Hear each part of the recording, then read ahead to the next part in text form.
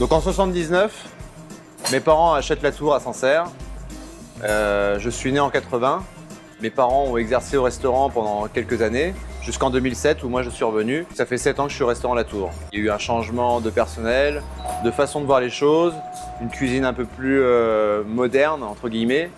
Voilà, donc on n'oublie pas nos bases, mais on travaille différemment, simplement.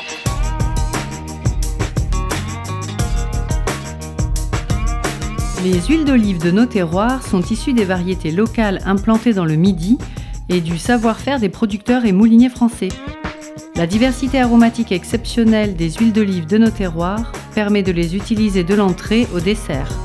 On va ainsi pouvoir associer le mets avec l'huile d'olive qui lui convient le mieux. Quelques gouttes d'huile d'olive du Midi suffisent pour sublimer un plat. Donc là, on va faire une recette locale, on va dire.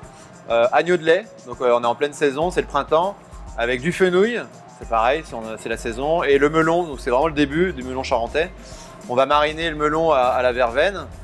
Donc comment est-ce qu'on intitule un plat comme ça? Moi j'aime pas en faire tout un pataquès, donc c'est agneau de lait, fenouil confit à l'orange et melon à la verveine. Voilà. Donc on prend une casserole où on va mettre juste une noisette de beurre, on va la laisser fondre mais tranquillement. On coupe les fenouils en deux, on enlève juste légèrement le côté racine de l'intérieur du fenouil, mais vraiment très peu. On pose les fenouils dans le fond de la casserole, côté plat, au fond de la casserole. On va mettre du jus d'orange, un peu de fleur de sel, le couvercle et on va laisser cuire pendant 1 heure, 1 heure et demie. On va l'oublier vraiment tranquillement sur le feu.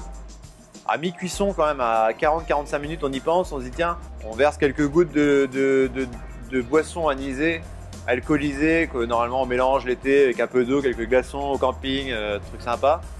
Voilà, badiane et des baies de poivre. 6-7 baies de poivre pour 2-3 fenouils suffisent. Une badiane pour 2-3 fenouils suffisent. Alors on laisse cuire encore et ça va, en fait le jus d'orange va réduire, va se mélanger avec la noisette de beurre. Et au dernier moment, on va mettre de l'huile d'olive et l'huile d'olive va servir à lier le jus de cuisson du fenouil, qui était en fait un jus de cuisson du fenouil et du jus d'orange mélangé avec l'huile d'olive. Et là on va arroser, on retourne les fenouils et on arrose. Le fenouil, on a l'habitude de le manger cru ou cuit, mais souvent mal cuit, pas bien assaisonné. Là, dans un petit peu de ricard, de la badiane, du jus d'orange, c'est un bon trait d'huile d'olive là-dessus. C'est sublime, hein, vraiment. Hein. Au dernier moment, on va mettre quelques gouttes de jus de citron et fleur de sel. Le melon tranché en quartier dans l'huile d'olive avec un peu de verveine. Si on peut le faire la veille, c'est aussi bien. On va poser aussi comme ça sur le fenouil. Prendre ce petit morceau-là. On va tremper dans l'huile, le sel. Hop.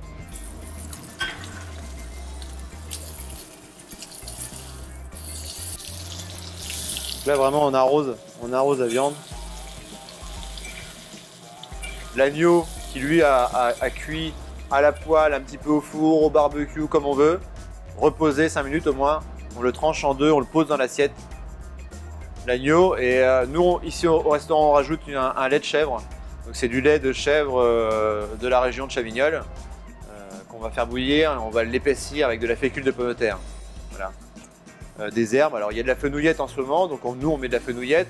Là on a mis du cresson, on peut vraiment s'amuser au niveau des herbes, apporter cette touche aromatique qui va venir donner un coup de peps avec l'huile d'olive, vraiment des mélanges assez subtils et intéressants dans l'agneau, avec cette assiette-là en tout cas.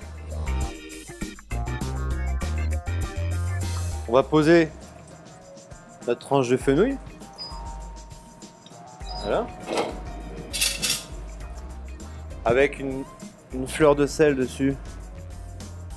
Donc là on a notre agneau, voilà, qui a été saisi et doucement terminé avec un beurre mousseux, on l'a arrosé. On va mettre du lait de chèvre, là pour rappeler un peu l'agneau.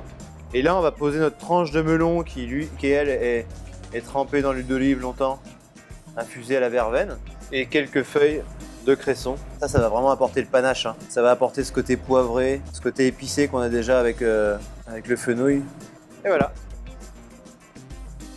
huile d'olive de Nyons. Avec l'agneau, en fait, elle a un goût de pomme verte, avec une finale assez beurrée. On retrouve un peu le goût de noix, noisette. Alors avec le fenouil qui lui est anisé, le melon, fraîcheur du melon, on a vraiment un contraste avec l'huile d'olive qui se marie vraiment avec l'ensemble. Très intéressant.